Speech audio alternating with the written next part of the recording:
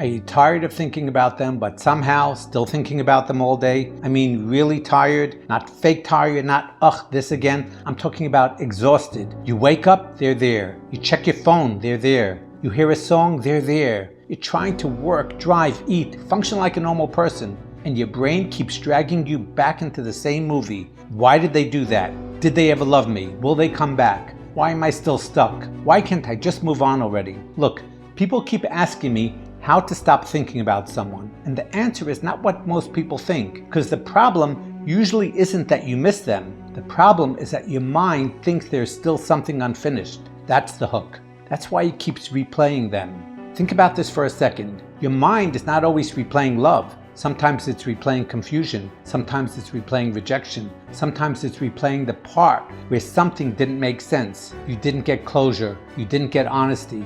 You didn't get consistency. You got mixed signals, distance, crumbs, silence, maybe one more message followed by coldness. So now your brain keeps going back like a detective at a crime scene. What happened here? What did I miss? If I think long enough, maybe I'll solve it. That's why you can't stop thinking about them. It's not weakness, it's unfinished emotional business. And here's the truth moment. You do not heal by solving every mystery. You heal by accepting that some people are the mystery. That's hard, because part of you still believes if you could still just understand them, you'd be free. Honestly, sometimes understanding them changes nothing. Sometimes the answer is simple. They were inconsistent. They were emotionally unavailable. They liked attention more than intimacy. They wanted connection on their terms. They cared some, but not enough. And your mind hates simple, painful truths, so it prefers complicated theories. Now, let me tell you something important. Thinking about them is often doing a job. It may be protecting you from grief, because if you stop thinking,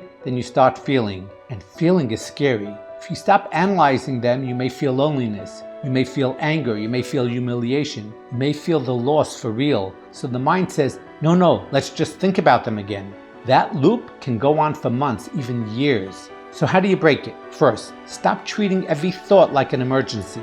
Just because they popped into your head doesn't mean it means anything. It means you have a memory, that's it. You don't have to investigate every memory. You don't need to ask, why now? You don't need to stare at the ceiling and reopen the case. Thought comes in, you let it pass, that's power. Second, stop feeding the loop with contact, checking, stalking, decoding. I mean, some people say they want to stop thinking about someone while checking their socials 3 times a day. Come on, it's like trying to heal a wound while scratching it every morning. You can't do both. Third, give your mind something real to build. A lot of obsessions happens in empty space. No direction, no purpose, no movement. Then the mind goes backward. So fill your life. Walk more, train more, work more, create more, talk to better people, learn something, build income, clean your room, handle your life. Momentum weakens obsession. By the way, if this is helping you, like the video, follow the channel, subscribe, and share it with someone whose brain is still trapped in that loop.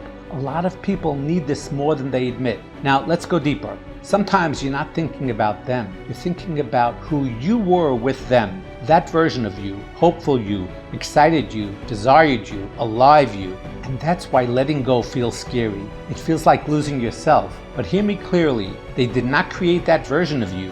They activated it. There's a difference. What they activated still exists in you.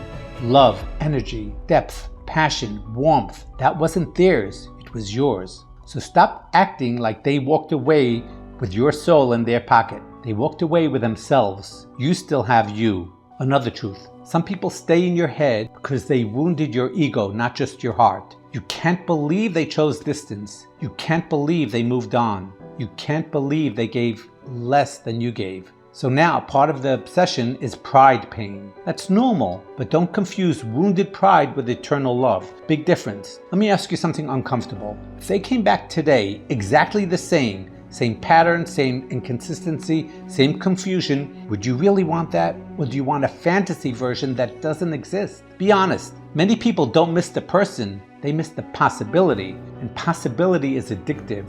Real life is clearer. Look, you may still think about them tomorrow. That doesn't mean failure. You may think about them next month. Still not failure.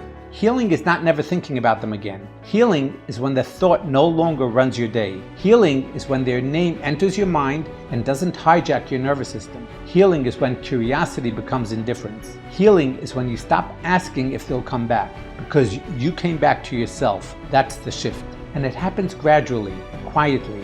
One day you notice you went 3 hours without thinking of them, then a whole morning, then a weekend. Then you hear their name and nothing dramatic happens. That's how it goes. Not fireworks, freedom in inches. So if you're in this right now, breathe. You're not the only one. Read the comments on my videos. Thousands of people know this exact pain, and most of them heal. Most of them get their mind back. Most of them laugh one day that they gave so much mental rent to someone so ordinary. If you need personal help getting unstuck, you can book a one-on-one session through the link in my bio or contact me through PopCall for voice chat video. And tonight, when they pop into your mind again, don't panic. Just remember, a thought is not a leash. You don't have to follow it.